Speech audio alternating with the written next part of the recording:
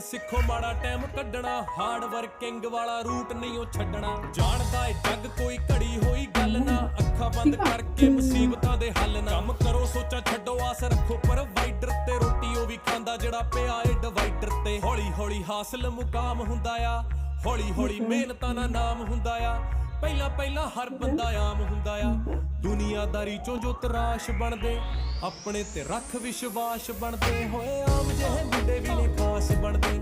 ਆਮ ਜਿਹੇ ਮੁੰਡੇ ਵੀ ਨੇ ਖਾਸ ਬਣਦੇ ਅਸੀਂ ਆਮ ਜਿਹੇ ਮੁੰਡੇ ਹੀ ਜੋ ਖਾਸ ਬਣਦੇ ਅਸੀਂ ਆਮ ਜਿਹੇ ਮੁੰਡੇ ਹੀ ਜੋ बस ऐसा ही वाहेगुरु सुख रखे मारा काम बोले मुने हम चुप रखे वही यार सारे बैठे जी वैगन में जो साथ मेरे घूमे थे स्कूटर ते बस ऐसा ही वाहेगुरु सुख रखे बस ऐसा ही वाहेगुरु सुख रखे बस ऐसा ही वाहेगुरु सुख रखे रे आलिया रे आते हैं ना हाँ हाँ हाँ ज़्यादा छोटा मत लगाइए लंबा ही